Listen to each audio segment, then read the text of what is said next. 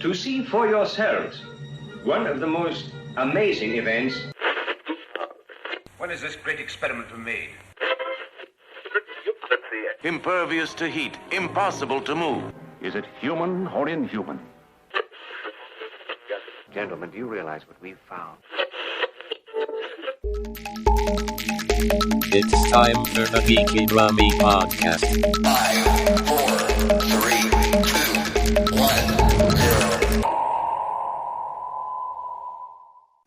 Welcome back to the gaming review of the decade. This is part 2. I am Leigh Price, and I'm here with Ryan Parrish, Guy Halford, and Keith Bloomfield. Let's get back to it. So the way this is going to work is we're going to run through year by year. I've picked out what I feel are the most defining games of each year. Not necessarily the best ones, but just sort of the games that kind of defined what was going on with gaming and what the trends were at the time. And then for each year, we're each going to pick out our favourite game of that year. So for 2015, sort of touched on the live service thing. We saw more live service stuff come out. We saw things like Heroes of the Storm and Rocket League and Evolve happened. We also had quite a lot of games come out that year. We had things like Arkham Knight, Metal Gear Solid 5, Rise of the Tomb Raider, Bloodborne, Halo 5, Until Dawn, all that sort of thing. Assassin's Creed for that year was Syndicate, and they also did the weird Chronicles side-scroller things as well. Syndicate was a good one. It was the London one. That was the London one. I like that one. And the Call of Duty for that year was Black Ops 3. Defining games, this one was another sort of tricky year, but the first one I went with was Fallout 4. Just because it was one of those big hyped games for most of the year kind of thing. Everyone kind of knew it was coming. Hey there, another village needs your help. Yeah. Obviously, sort of a mixed reaction on release. There are plenty of people who really love it, plenty of people who feel disappointed by it. But, it was kind of one of the big games of that year that just had that hype behind it, had that push. I think the problem was New Vegas was actually better than Fallout 3, and Obsidian did a fantastic job. And then Fallout 4 was just more of the same of Fallout 3 with more just randomly generated missions. Mm-hmm. But, it was one of those sort of big hype things for that year. Yeah. It was like one game I just kept hearing about constantly. But in terms of games that I kept hearing about, pretty much all of these are just games that I heard about constantly in that year. Second one being Witcher 3, which is another one that sort of just tons of people. I think that one's going to top everybody's game of the decade. Yeah, it's one of those things that's like so many people consider it to be one of the greatest Western RPGs, and it that game kind of helped elevate the Witcher series because it was around and it had its it was popular enough, but it kind of exploded with that game. I think it kind of helped elevate its profile to such a degree that now The Witcher is getting a Netflix series. Even if it is based on the books more than the games, but I kind of feel like maybe that wouldn't have happened if The Witcher 3 hadn't exploded into the way that it had. My third game, again, another one that I kept hearing about, and it kind of, for me, kind of showed just how far indie games had kind of entered the public consciousness, because I picked Undertale as a defining game, because it was just it kind of came out of nowhere, and then suddenly loads of people were talking about it. And it was just kind of almost everywhere. And it was just doing such unique things. It was basically like a JRPG style game, but you could just befriend everyone instead of fighting. And it really kind of did something interesting with that. And I think just because it was so talked about and it just kind of showed the weird ideas that are coming out of the indie scene that were resonating with a lot of people, I feel like it kind of helped define the year a little bit. So, there we go. Well, it was really tricky to nail it down to just one this year because there were two games that I liked a lot. So an honourable mention must go to Metal Gear Solid 5 for the inclusion of a lot of good songs because there were New Order songs in there and David Bowie songs in there and whatever it is. But the game that I ploughed the most hours into that year Solid 5 was Star Wars Battlefront. Played the demo, really liked it, and just spent a lot of time playing the flying elements of that game, which were just really good because what for me that game did was it leveled the playing field. So it wasn't a case of like if you played for 5,000 hours, you've got all the best weapons and the best armory and all the rest of it. When you were in an X-Wing fighter, that was it. You'd got an X-Wing and that was it. There was no power-ups. There was no kind of like benefit to any player for playing a long time. So you could come in and if you just played well, you could do. So you weren't penalised by not playing it immediately from the game. The minute the game was released, I think having loads of hours into it. The problem with Battlefront 2 because it basically just turned into. Well, basically, I think what happened with Battlefront fest. 2 was they listened to gamers, which is a bad idea because they went, "Oh, this is I want Call of Duty in the Star Wars universe." It was like, no. The first game was Star Warsy. The second game was Call of Duty pretending to be Star Wars, and they ruined it as a result. We'll get to Battlefront 2. I was going to say the single player mission wasn't too bad. It's the multiplayer side. I mean, I played a ton of hours into Star Wars Battlefront. You can tell that when Battlefront 2 came out, I didn't play as many hours into that. The flying sections were completely knackered by the fact that they decided to go, what's really interesting about spaceflight is there's stuff everywhere, so you can't fly. You have to avoid obstacles. So most of your time spent avoiding things. But that's talking about another game. But Star Wars Battlefront, I just loved it. It was nicely balanced. The choice of the characters was good. The team play was good. The kind of modes were good. Walker Assault was great. So it was Star Warsy. I really enjoyed it. I'm going to move Until Dawn. That was such a great game. That is a really good choice, and it almost made my favourite. It got a bit of slack at the time, but it's a real fun game just to play with people. Yeah. So me and Laura sat and played it, and we made decisions together. We found ourselves rooting for characters, disliking characters. Yeah. And it is an interactive film. There's not a lot to it. There's not a lot of action that you have to get involved with. But it is fun. I like films like Scream and stuff like that, and it reminded me of things like that. It's not particularly scary, but it's just fun. And then you have that kind of drive that you want characters to survive. Like, we were adamant we wanted Mike to survive. Even though he started off being a complete douchebag at the beginning, but we just wanted Mike to survive to the end. We didn't save him. We retained Patier's character instead, but we just that desire, like, whatever we do, we need to get Mike through this. And it's really hard now watching things like Bohemian Rhapsody, seeing Rami Malek and not thinking of Josh from Until Dawn. It's a great game. It's replayable because there's different options and different routes you can take. Like, if I was to play it again now, I don't think I'd entirely remember the full plot of the game. So for me, it'd be a great replay because I'm not necessarily sure I'd make the same decisions again or try and save the same people. So I think it's got replayability. I really enjoyed Until Dawn. I played it as a Halloween special on my YouTube channel, and so basically pretty much every terrible decision I made is available to view on the internet. But there are so many tense moments in that, just from you trying to save everyone, you trying to protect people.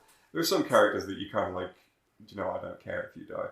But I mean, you're right about Mike as well, because he is very much a terrible character at the start, but you end up really liking him by the end. The greatest. But yeah, and also it's the psychiatrist as well, Peter Stormare. Yeah. It just does this weird psychiatrist that's asking you weird questions every so often, and it just tells a really good story as well, and it does sort of feed off that whole slasher flick idea, and it even kind of subverts what you'd expect you should, because there's a lot of people who kind of know the rules, and it kind of deliberately breaks some of those rules just to mess with you. Yeah. So I really like that. Yeah, it was almost my favourite, so I definitely agree with that choice. Oh, the Assassin's Creed Syndicate. Nice. Because... What? Someone chose an Assassin's Creed game? I think it's been the best of the modern Assassin's Creed games, to be honest. It is a good game. Victorian London is a great setting for it. You get quite a lot of depth of story with the Charles Darwin, Charles Dickens spin-off stories, the Karl Marx storylines that you get in. So it's not just all about kill some Templars. You get some variety in the game. I think it actually worked quite nice having Jacob and Evie Froy and being able to switch and having one more stealthy character versus one more punchy character, basically, and just having that kind of a different take on the Assassin's Creed genre and not being ancient times and the same tush over and over again, like they did with Assassin's Creed 2, where they released 3 of the same game. Yeah, I mean, with Syndicate, it's one I've wanted to play just because of the setting. Yeah, well, and it is really nice to play in Victorian London. Yeah. And I have it, but I haven't got around to playing it yet. But yeah, it actually works quite nicely with the high-rise industrial design of the city. Still works quite nicely for how to play an Assassin's Creed game rather than Origins or Odyssey, where you've got 3 buildings which you can climb up. Yeah, it's nice they can get it right. Yeah, no lots of attempts. Yeah, and after Unity the year before, it was kind of This is kind of fixed some of its sins, and I think it suffered more because of Unity than and I think it should have done. I think as well, like Syndicate spent longer in development. Yeah, because I think they were made by different teams, and I think they started development around the same time. Yeah, and Syndicate had the benefit of an extra year of development, and it showed from what it really shows. Yeah. So my favourite, I went through it I almost picked Until Dawn, but I ended up going with Splatoon, just because it's one of the few multiplayer only games that I've properly gotten into. It's just, I really like the fun art style. I just love the fact that it's like the turf war gameplay, and I just like a lot of the designs and everything going on. And I love that pretty much everything in that game is a pun on something aquatic in some way, and it's just a lot of fun, really. And just I put so many hours into both that and its sequel that I felt like I had to pick it as my favourite. So yeah, fair enough. That's my game for 2015. Moving on to 2016. This was the year where VR started coming in, because we saw the launch of the Oculus Rift, the HTC Vive, and PlayStation VR. I thought they all came out in separate years. They all came out in 2016. It's 350 quid I wasted. We had Phil propel himself across the studio. We also had The Last Guardian finally came out on the PS4 after however long it's been in development. It's a really good game. Yeah, but it was in development for forever and no one thought it was actually going to come out in 2016. It finally did. We also saw games like Gears of War 4, Dark Souls 3, Doom, Final Fantasy 15, The Division, Watch Dogs 2, and XCOM 2.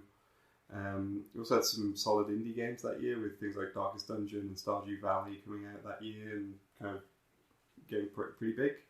The Assassin's Creed for that year was the movie.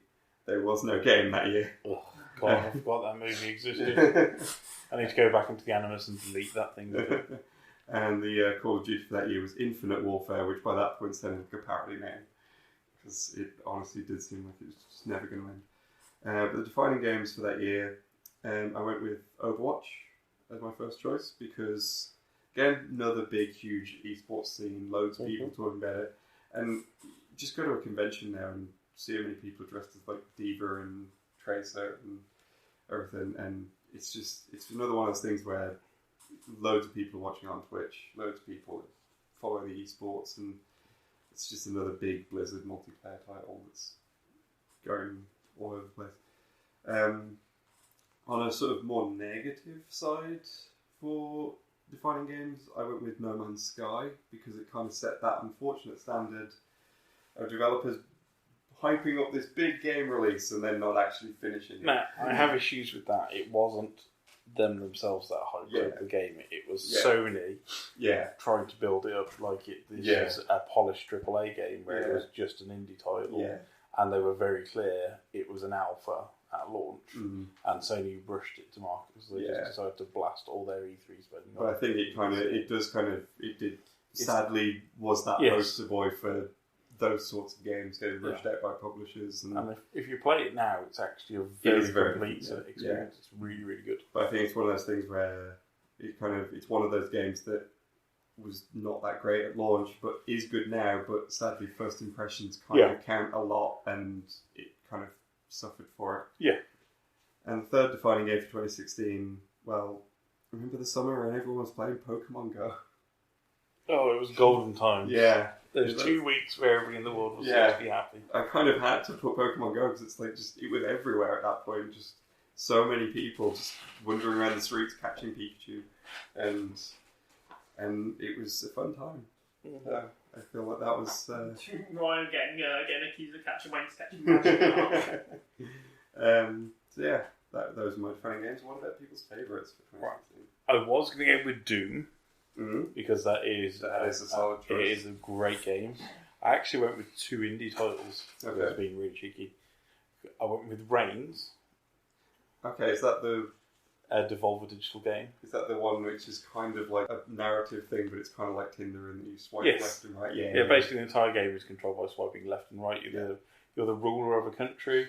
Mm-hmm. You have to make yes/no choices about everything, and basically you get a deck of cards that you have to swipe through, and your yes/no choices depend on how long you survive. Mm-hmm. And it's actually quite a compelling little story hidden underneath it, and I really love Devolver Digital stuff they do. Yeah, Devolver really Digital interesting, quirky stuff that you'll never find anywhere else. I just like Devolver as a publisher as well because if you follow them on Twitter, they will just mock all the crap that's going on in the industry as well. Like, they don't care. Yeah. And their E3 presentations Yeah. the past few years have just been nuts. They're basically Adult Swim Yeah. experiments that somehow ended up at E3. Yeah, I always remember watching a documentary about E3. They never have a presence on the show floor. Yeah. They'll always just rock up in an Airstream caravan and put it in the car park. And it's basically like if you want to see our stuff, come out and join us in the car park. We'll put a hot tub up and like, have sports outside and all that fun stuff. So I really like them as a developer as well as the games that they produce.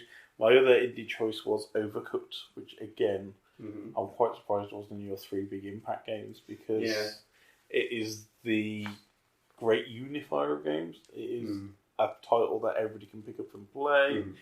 You can have 2 players per controller. Basically, it's just a frantic cooking simulator. Yes. But it's a game that everybody can really pick up and play. It's really easy to learn.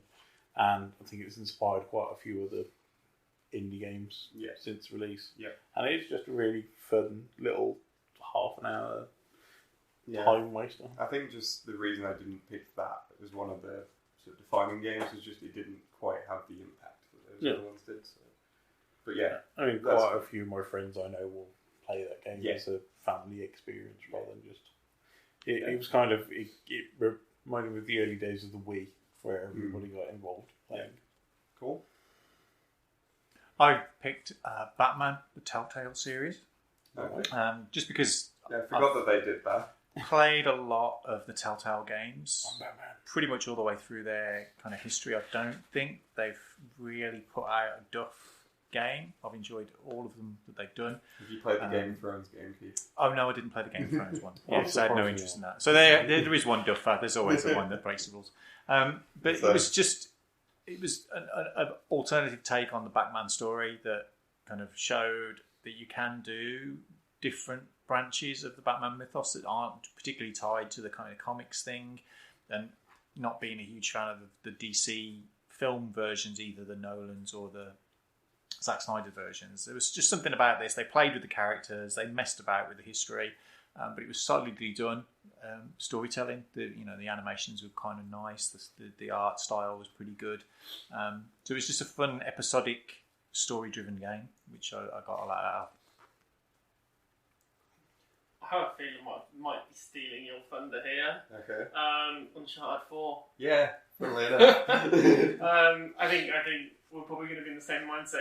What a fantastic adventure game that was. It was like a blockbuster movie. It was the culmination of everything that Uncharted, the Uncharted series was. They got everything right. It looked beautiful. It was just a great story. Like, it was just so many good set pieces. Just fascinating gameplay.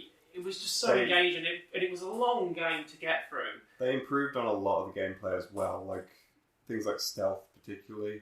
I really love how they really iterated on that from previous games, and you could, to the point where you can just sneak through an area and not actually kill anyone.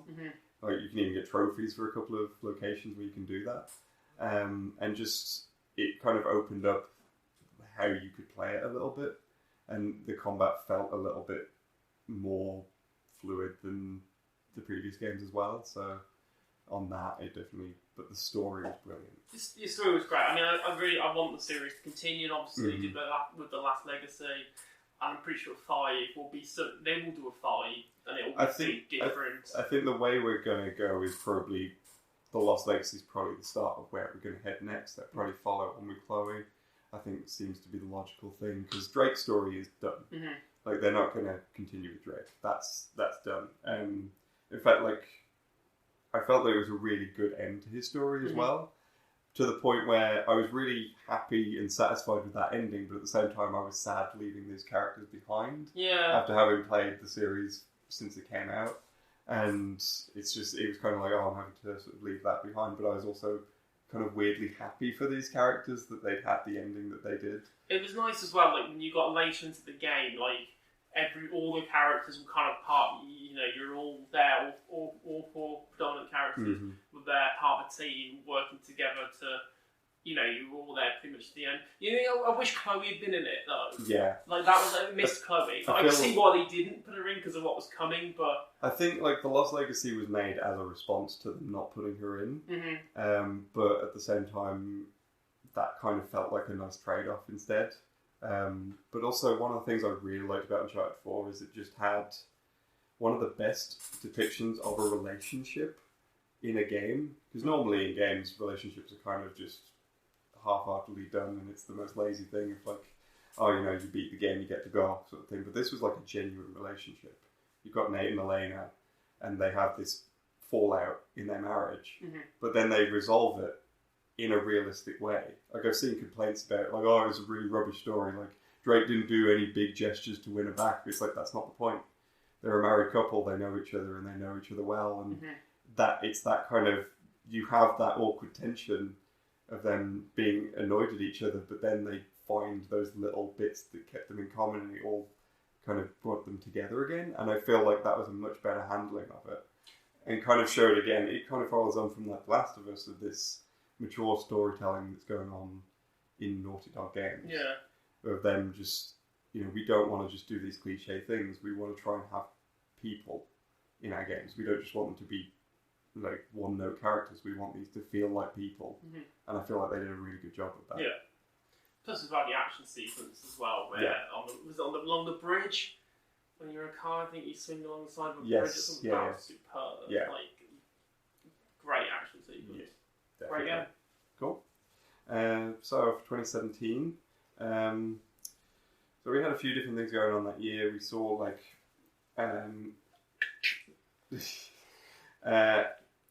We saw Ninja Theory taking a risk with Hellblade, which was then trying to make a AAA style game on an indie budget.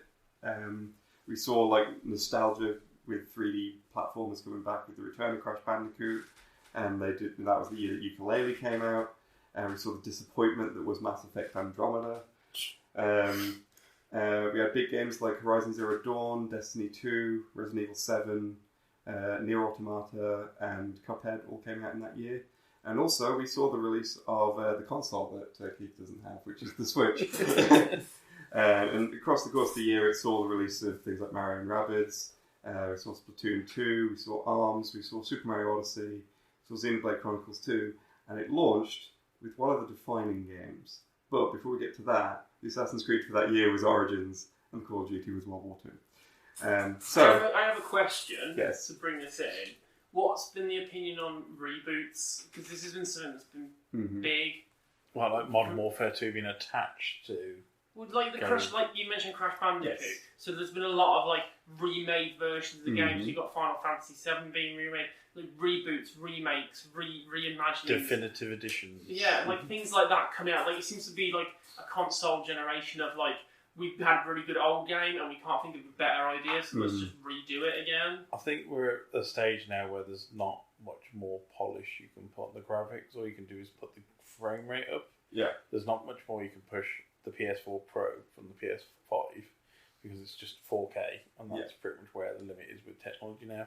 So I think what they're trying to do is, instead of having to invest so much on new IP which might fall down, such as stuff like Hellblade, go back to those old titles, give them a spit and polish, make them look prettier, and you're guaranteed a few bucks. In some cases, I think it's fine if they... Something like the Bioshock Remaster Trilogy, that's worth doing. Yeah, I mean, like, obviously, if you're kind of bringing back games that, in a way to kind of preserve them, I'm fine with that. But if you're remaking stuff, I feel like you need to do something with it. So I feel like Final Fantasy VII, a lot of people are kind of iffy on where it's going, but I feel like that reinterpretation of what they're doing is good. because they're doing something different with it. They're not just doing the same game over again. It's the same thing with Resident Evil 2 as well, because that's something new and different and not just a rehash of the first game. Yeah. So I feel like when they do that, it can be worth it. But like the Castlevania remastered collection, they put a few things in. You could have it in the Game Boy style or old CRT style. Yeah, the thing with that is that's bringing back old games as a kind of preservation. Yeah. So I always welcome that, because I feel like no matter how old the game is, you should be able to get hold of these things. Yeah.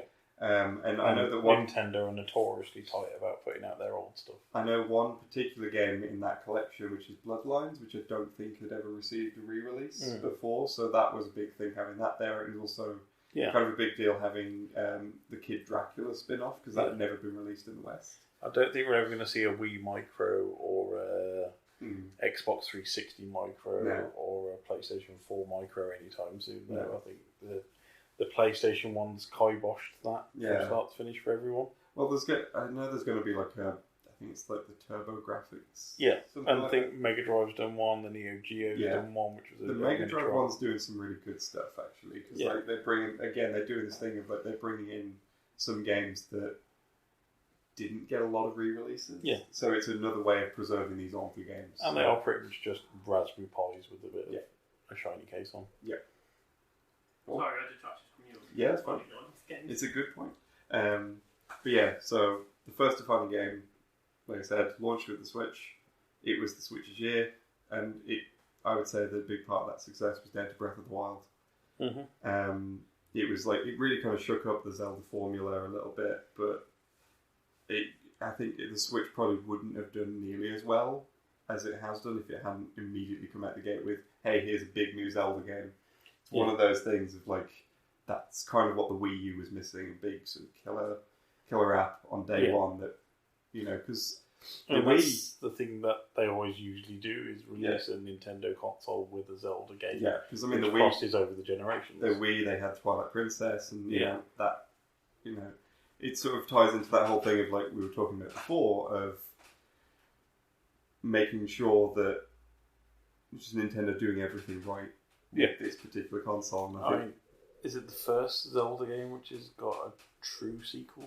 Breath of the Wild 2 coming out? No, because things like Majora's Mask was a sequel to Ocarina and things like that. And also the Wind Waker had 2 sequels on the handhelds as well. Yeah, a few of the Game Boy games are sequels. Yeah.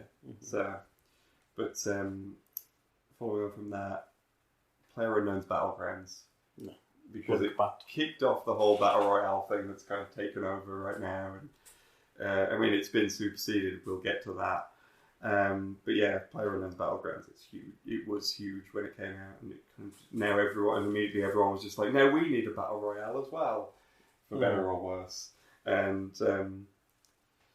then, since you touched on Battlefront, Star Wars Battlefront 2 is my final one. And again, this one's on a more negative because it kind of took that whole live service idea into the direction it started heading now, and put that unfortunate spotlight on some of the more problematic aspects of what's going on in the games industry. This has been one of my biggest annoyances for the second half of this decade, is EA's complete and utter crapping on having the Star Wars license.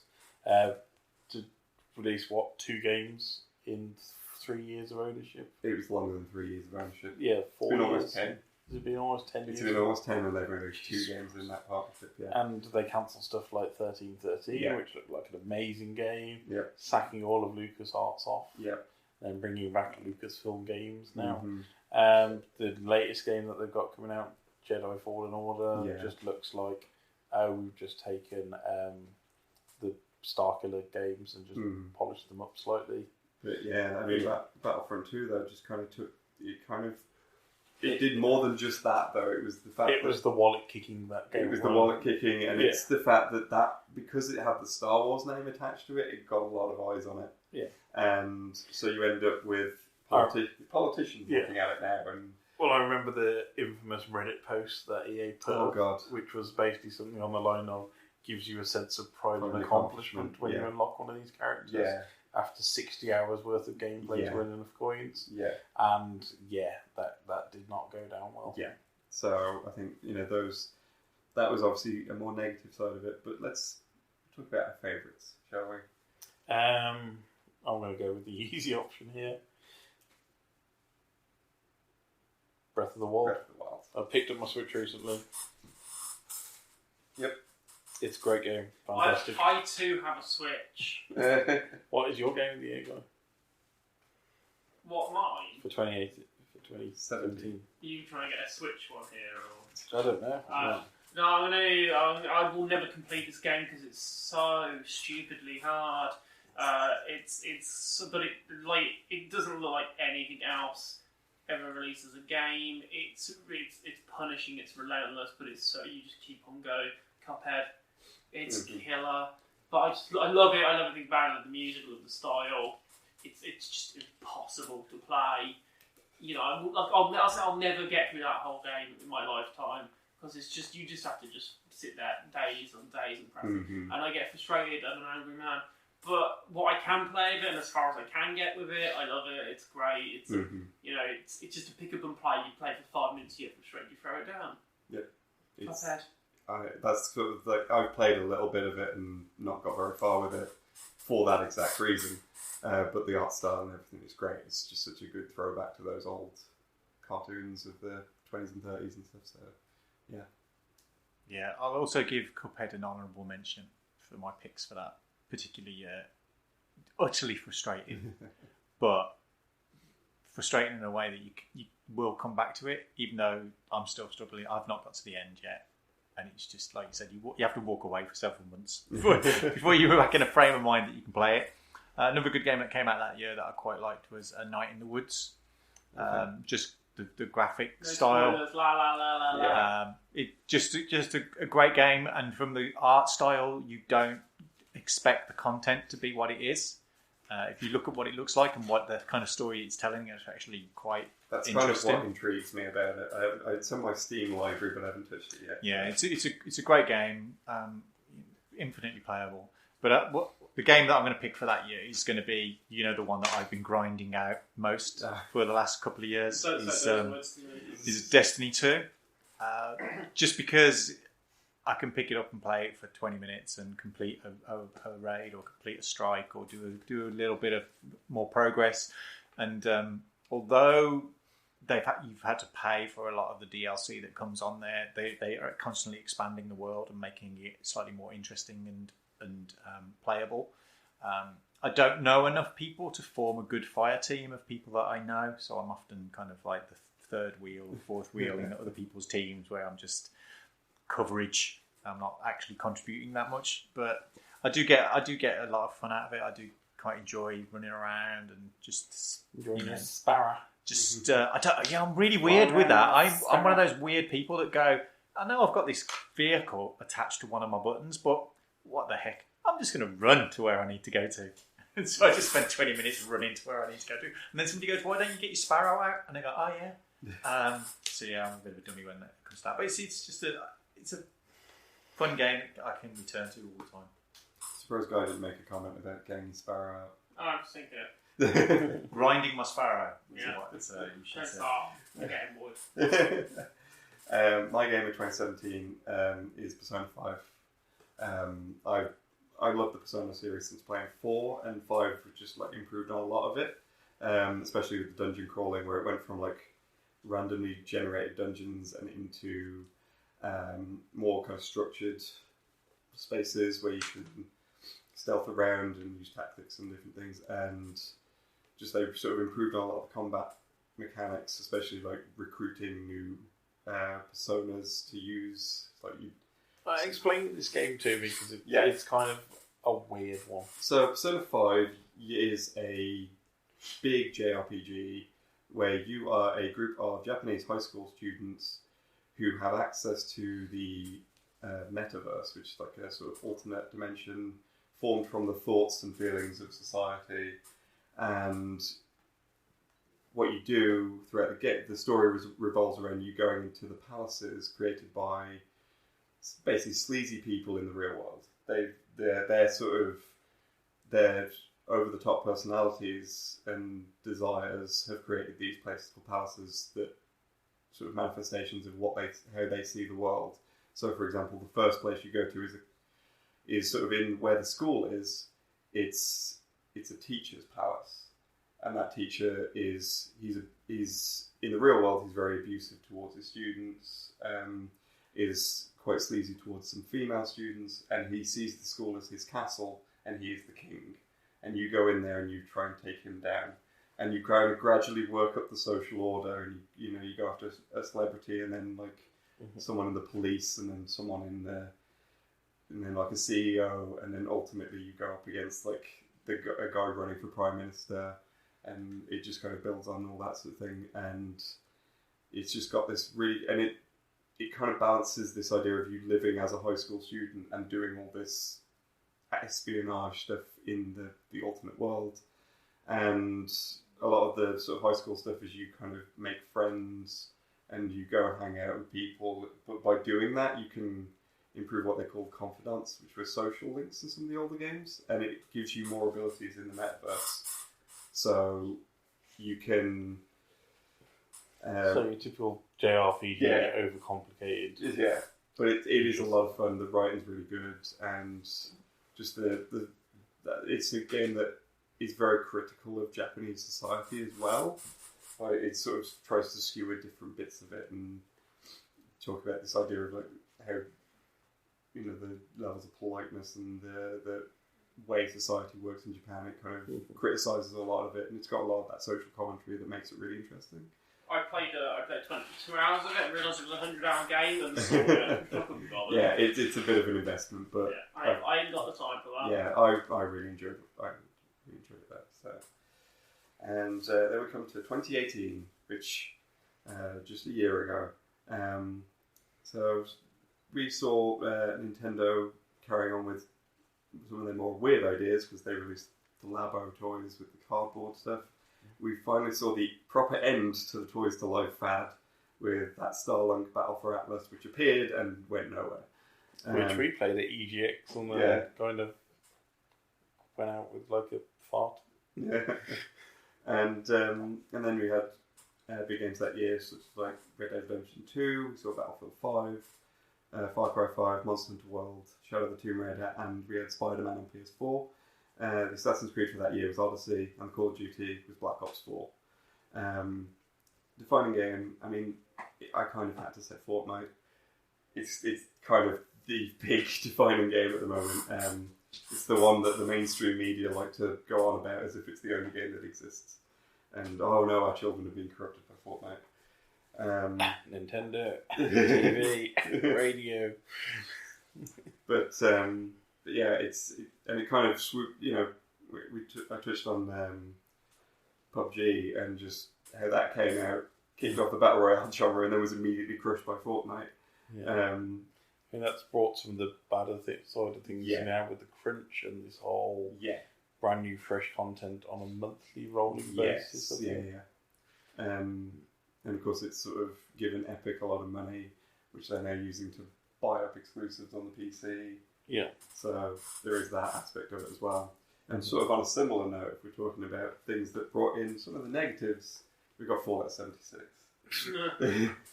Kind of defines where the live service genre has kind of ended up at this point. Let's launch with literally no content and have like the actual content come out a year later. And it's kind of become a bit of a laughing stock, but it's kind of showing that I read an article fairly recently, in fact, which shows that the live service idea might already be dying, and Fallout 76 I really hope that it does. It's just the fact that Fallout 76 has come out and it's done so badly, but it's also, we've had things like Apex Legends, we've had Anthem come out since, and Anthem just went nowhere, but Apex Legends, hugely popular on launch, has completely fallen off. Yeah. And we're kind of seeing that kind of happen. I think Fallout 76 was the beginning, the end for that style. I'm always going to be a single player game kind of guy. I enjoy play solo. I enjoy playing solo because it's my downtime, and to be honest, I don't want to be dealing with some dickish 14-year-olds on an online service. No, it's fair. And it's just basically like, it's my time to relax, so I want to go and play a single player game like Sleeping Dogs or Doom or something. Is there for stress relief. It's not to make friends. Yes. It might be. Which brings me on to the next one, because that article also pointed out that a more profitable direction to head into is solid single-player narrative games, where you make sure you get them right. Yes. And that's why I feel like God of War was Dad kind of of Boy. that flip side of it. Yes, Dad of Boy. It's that flip side of it, where it was this solid narrative game that did incredibly well, and loads of people were talking about it, and it kind of shows that there is still that place for the single-player narrative game if it's done really well, which that was. So, those are my finding it. It was harder to pick for 2018 because we're only 7 months out of 2018, and therefore it's hard to really gauge where the trends really are at this point. So, there you go. Favourites? Spider-Man. I didn't even expect this to be anything. Kind of, Spider-Man games tend to be sneered at a little bit. What a game this was. It was superb. I think it's probably the best superhero game ever released. I think it's brilliant. It's paved the way for what superhero games can be. I can't wait for the sequel. Everything about it was exciting. I loved playing it. It's the only game I've ever completed 100%. Because I was that engaged with it. I just kept on playing after I completed it. It's brilliant. It's a fantastic reason to own a PlayStation. You can spend hours just swinging around the city, climbing on top of buildings. You can actually play the plot. You know, it's just a great game. Concerns me that there's an Avengers game that's coming out.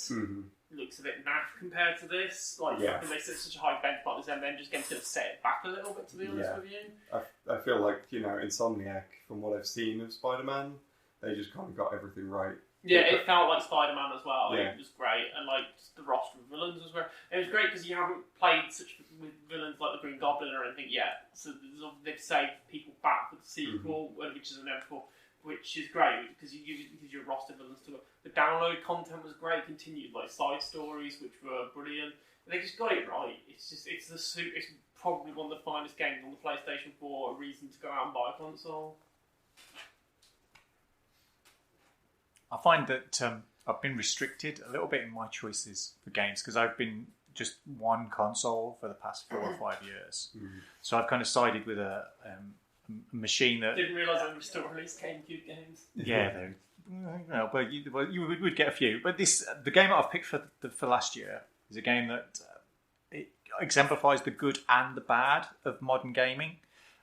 It's a game that requires you to have a group of friends available at the same time online to be able to play it to its maximum capacities. But it was when I did get to play with other like-minded people, I did have a lot of fun playing it, and that game was Sea of Thieves. And it was just panned. I think when it first started, it was a game that there wasn't enough content for what they were asking you to do, but they've continued to add new elements to that. So it's a game that's grown. It hasn't grown at any additional cost to you as a game player. So the world has expanded and got better and has balanced a little bit more. So it's not as tricky. There are still moments where there are unpleasant people who just have more fun going around, not playing the game intended, but to make everybody else's life extremely difficult. So you can invest a lot of time, and then some idiot can come along and just ruin hours worth of gameplay, which is a problem with online gaming because there are going to be those kind of people that just go, we're not interested in playing the actual missions or doing the bits where there's the exploration and the discovery and the whatever it is. We just want to go around and just be horrible. Proving my point. So if it was a local multiplayer game and stuff, then it would be even better. But the online reliance and the continuing online reliance of lots of games now is a little bit disappointing because it is. We all don't have the same systems. We all don't have the same free time, so it's difficult. Even if we wanted to say, right, we're all going to go online and play this game tonight, it would be incredibly difficult to organise that. So it's really hard to do it with whatever. But it's a solid game. Gives me hope is that cross-platform does look like it's going to become a thing in the future. Yeah, especially with Microsoft. Yeah, so it's going to be a case of somebody can have a Nintendo Switch and somebody can have an Xbox One X, and we can both play the same game at the same time. One thing as well that does please me about Sea of Thieves is it is good to see that Rare are working on things that aren't Connect Sports games. Yeah. It might not necessarily be back to sort of their heyday, Yeah. but it's good. It's a step in the right Is direction. there any employees left from their heyday? They are now called Playtonic, and they made ukulele. Is that who's the person I offended by saying Banjo 3 was now? Wasn't that the ukulele stand at EGX? Yes. Do you have one, Ron? I don't have a game for 2018. I have such a backlog. I have just started playing Mad Max. Okay. So basically, Steam Summer Sale always rolls around. Yeah. I'll pick up a few titles that I've missed out on. So I'll probably get around to my 2018 and 2019 games in about 2022. Yeah, that's about right. Because I picked up Witcher 3, which is going to take forever. Yeah. And Mad Max, which is actually a better game than I was expecting. Yeah, I've heard sort of very mixed things about it, and some people really love it, and some people didn't really get on with it. So. There's some I played Mad Max, and there's some bits which are great, and there's some bits which are just utterly frustrating because it's really difficult. I think it's just capturing a base is quite awkward because, well, they basically like force you not to be able to run or jump because of Mad Max's knee in it. So it's kind of the bits I found most difficult were the ones where you had to drive and then shoot somebody in another car, and it's like, look, I'm either concentrating on the driving or I'm concentrating on the shooty bit, but I can't do the two at the same time. I'm getting old now. I haven't got the reactions of a kind of lightning kid. So my favourite, I've touched on it before, it's probably not a surprise, Super Smash Bros. Ultimate. It's a really good game. Just let's bring everything from Smash Bros. History into one game, just refine the gameplay, just make it a lot of fun, and yeah, it's a lot of fun, and that's why it's my favourite game of 2018. It'd be better if it was on multiple systems. Well, not restricted to a system I do not possess at this point. You just got to get a Switch key. I can see one over there. I might just pick that up. So yeah, that was 2018. So we're on to 2019, which I'm not going to do the same way because we're in the middle of 2019 and trying to decide what the best defining games of the year are. A nightmare. So, but let's have a look at where we're at within the games industry and within all of that right now, and where things might potentially go in the future. At the moment, we've got like new consoles coming the end of next year. Project Scarlet, and we've got the PlayStation 5, most likely hitting around the same sort of time. I love that. That shows the character of the two companies straight away. Yeah. It's like Microsoft tried to be all mysterious, call it a project, and then Sony 5. Well, I do find it funny. I think PlayStation 4 had like a code name, but everyone knew it was just going to be called PlayStation 4 on release. So it was the biggest waste of time. I think at this point they've just gone, it's PlayStation 5. We've also got like the encroaching thing of subscription services and streaming coming. Google Stadia. Yeah, we've got Stadia, but also Microsoft have got their xCloud. Well, GeForce have been doing the GeForce Now streaming system for about 3 or 4 years, I think, which is basically exactly what Google Stadia already is. But I think the biggest problem for the streaming service is outside of Korea, Japan, and America. Everywhere else just can't do it. Well, because you say America, Silicon Valley, specifically. Most places haven't got a robust enough. And I think it's that connection thing of if you're living in the tech sector and you, there's no real world sight of. Broadband might not be 600 megabits per second with zero latency. And I think as well, Google are not really putting a good deal out there. No, like pay a subscription to get like high quality games. But then you have to pay for each game individually. Well, they're doing it similar to like the kind of games with gold model. They are, yeah. You'll get one game which you have to pick up that month. Yeah. And a couple of indie titles. And if you don't it's one game, give or take. Basically. That's their exact words, is one game, give or take. So it's going to be either 2 indie titles or 1 AAA. Or nothing, because they did say or take. I think the other thing that will affect that will be the intersection between 5G and gaming. I think when the 5G network is offering better speeds and services than your kind of dialed in home networks, will that be where we suddenly get to the point where high-speed gaming is a viability? Well, this is the thing, you've touched on mobile gaming, and I think mobile gaming, it's going to start the next generation off very soon. I mean, we've kind of reached the pinnacle of how a current smartphone works with a full screen. And I think there's stuff like the Asus ROG phone, we've had the Razer phone, I think the Razer phone 2 is on the way. And there's quite a lot of people trying to penetrate the smartphone market as a proper gaming ecosystem, rather than just your match 3 earn cash games. I really hope the mobile market improves, because it'd be nice to have like just some games to play on my phone to mess around with, but they're all trash right now. Yeah, as you said, there were some great games 4 or 5 years ago which were out on Android and iOS to pick up, and they seem to just evaporate into a sea of match 3. Yeah. But also we've got, at the moment, we've got a lot of the big thing in the PC market is the Epic Game Store snapping up all the exclusives to try and compete with Steam, despite the fact that it lacks most of the features that Steam has that make Steam work the way it does. And basically deploys a rootkit onto your PC to see what other Steam games you already have. Yeah, which is questionable when you've got Tencent's involvement as well. Yes. So it's questionable what Epic are doing right now, but they're getting cloud saves soon. 2 months too late. Wow. From their roadmap. Yeah. They still don't have a shopping basket. These basic features that you expect.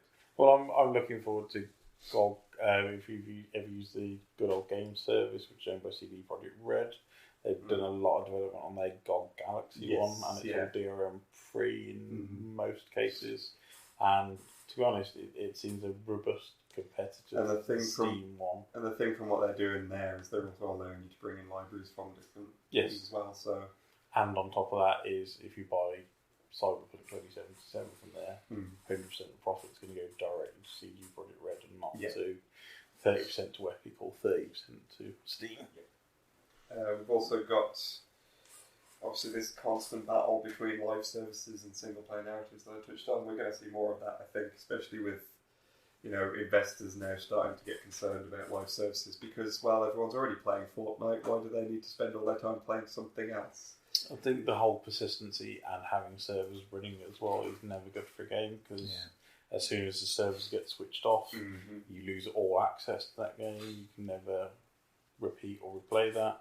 I mean, even if you look at some of the old MMOs, I know we've got Warcraft Classic coming out very soon, but like Star Wars Galaxies, when that got shut down, there was a massive furore about that online, because people had spent hundreds of thousands upon thousands of dollars building their own little world inside the Star Wars Galaxy universe, which just got deleted. I think it's part of the reason why the Switch has been as popular a console as it has been, because the nature of Nintendo games are geared towards that single player experience or the multiplayer local gaming. So you're playing it through one device and you're not connecting to servers and live games like that. So I think that is playing in Nintendo's favour, and everybody else is now playing catch up. Yeah, but I think we're also going to see with live services, a lot of the monetization things are starting to get challenged by the law. Is starting to come in, so gambling, commission, and everything are getting wind of what's going on. Boxes. We're looking at potential legislation against that, so we're going to have to see developers shift. Publishers shift. I mean, I attitudes. Put a lot of time in Star Trek Online, and it's a game I've stopped playing because they've just gone to a complete loot box model, and I understand they've gone free to play. But when you're locking the best content so that only 0.01 players will ever get access to it on a random draw, that doesn't encourage a future gaming methodology. So I'm hoping that these are stuff that's going to be resolved pretty soon in the industry. And then the sort of final thing I've got is where we're at and what's going. What do you guys reckon about the future of VR? Dead. I think, again, too early. We had the abortive attempt in the 1990s. I think people thought the technology had matured to the state where VR was going to be a solid thing. But until you're going to have something like two 4K monitors running at 120 hertz in a headset with no overhead, you're not going to get the fluid experience you want, because people are still going to get sick after about 20 I think minutes. my problem with it, I actually went on a rant about this fairly recently because there was an article on some game site which was saying that no, VR seriously is about to have its moment. I argued, like, here's why, here's my experience with it. Ended up with some guy on Twitter saying I was wrong, and his entire Twitter feed was just him going around finding people saying they don't like VR, telling them that they're wrong. I was just like, well, I'm blocking you. But it's things like my experience with VR was just uncomfortable. It didn't give me motion sickness, but I kind of felt dissociated from what was going on. And I feel like that's a barrier that it's always going to have. I think VR is always going to have that sort of physical barrier to success. A lot of the time, we're going to get enough people that have those problems that, motion sickness, or they just can't fit headset over their glasses, which is also a problem. Or can't actually see in VR, see in 3D. Yeah. Or accidentally nearly feel the boobs of the woman who put the headset on you, like in this case. I was reaching for the controllers. I mean, this is the second time round for me for VR. Yeah. And literally all that's changed is the graphical capabilities of the devices. Yeah. I think VR will never become a sustainable gaming model because it just doesn't work. It doesn't work. It isolates people too much. The thing that people have got to understand about gaming is even if you're not playing with another person, being in the same room as other people. And it's a social thing. This is the thing that I think people don't understand about gaming is they'll say gaming isolates people and makes them kind of what's it. But it's intrinsically a social thing. And I think that in a room with a screen, I think the way for things to go is bigger screens that can be more immersive in terms of the detail that you can see on the screen. But I think holographic schemes. I don't even think a holographic route. Holographic things, even as an entertainment medium, I think is a dead duck because it's never going to work because there's no point. It doesn't do anything more than what a TV does. It looks swishy and make people think they're in Star Wars, but it doesn't do anything better for the games. And I think that's where companies need to invest and go, actually, what we want to do is spend all of our money on making a good narrative and a good story that will engage people, because a lot of the games that we've talked about as our picks have been incredibly narrative-driven games, games with good stories, not necessarily games with good graphics or kind of any gimmicks. There's not an awful lot of gimmick-driven games, but I think VR is a dead duck, and I don't think it's ever going to go anywhere. Okay, so wrapping everything up. So very briefly, just go around the room. So what one game you think is on the decade, and what briefing you're looking forward to in the next decade? Ryan? I think Skyrim is going to have to be the game of the decade for me because it's been released on every single system since its original launch. That was going to be my choice as well. Like when I saw it on my just going through the games for 2011, I was like, well, that needs to go down, which means that just because I saw it so quickly, it kind of has to be the decade because it's still.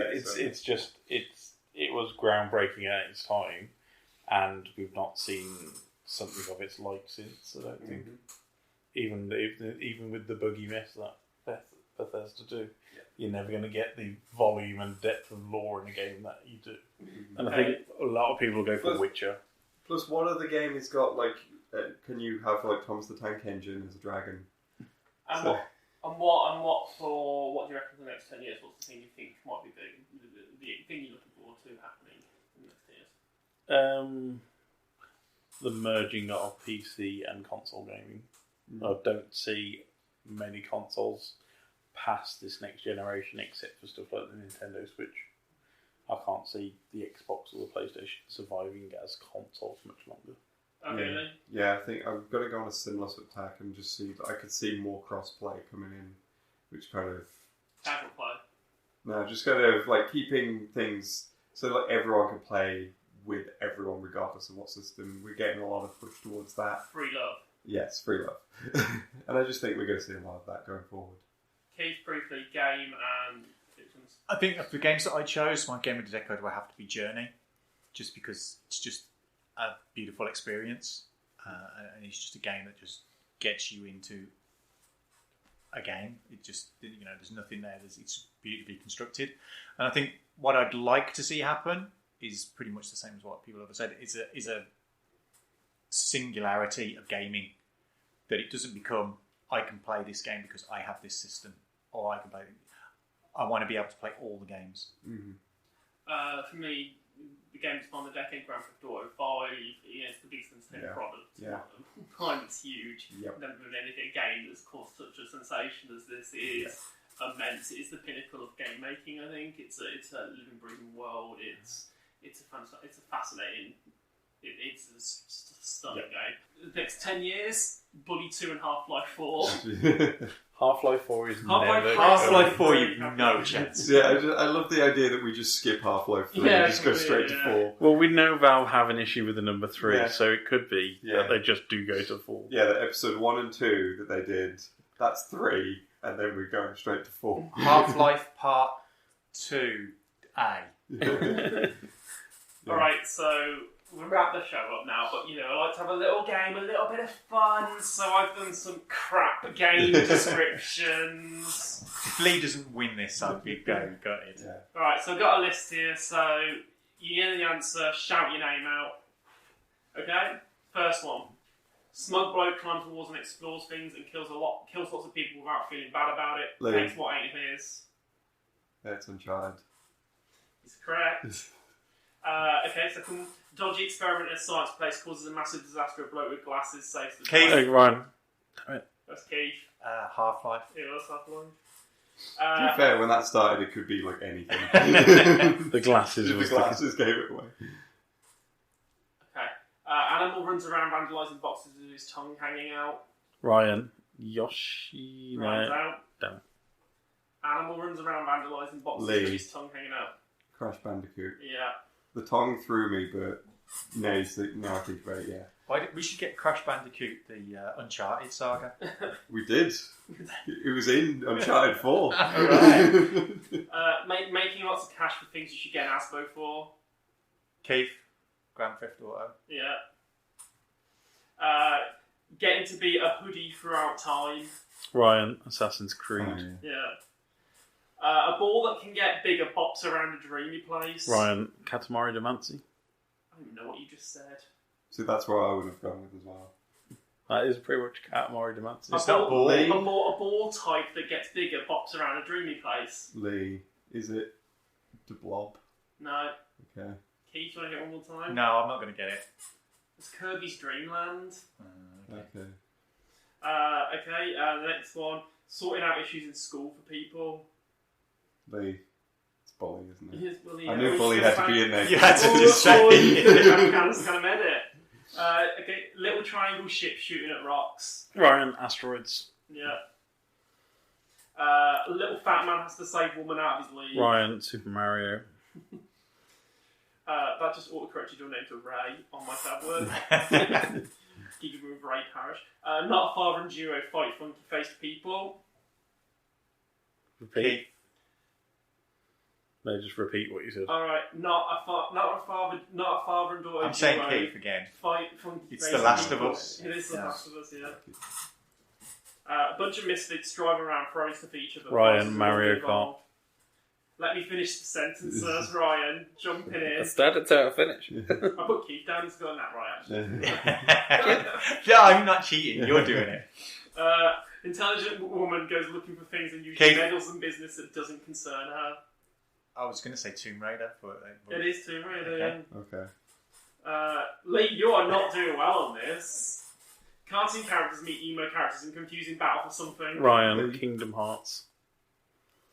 I almost went with Smash Brothers. People pretend to play things they might not usually be able to play and not in time. There's 2 answers I'll take for this. Ryan. Wii Music. Ryan's out. Keith, Guitar Hero. Yeah. Wii Music. See, when you said in time, I was literally thinking of time travel. Space animals engage in intergalactic war. Leigh, is it Star Fox? It is Star Fox, yeah.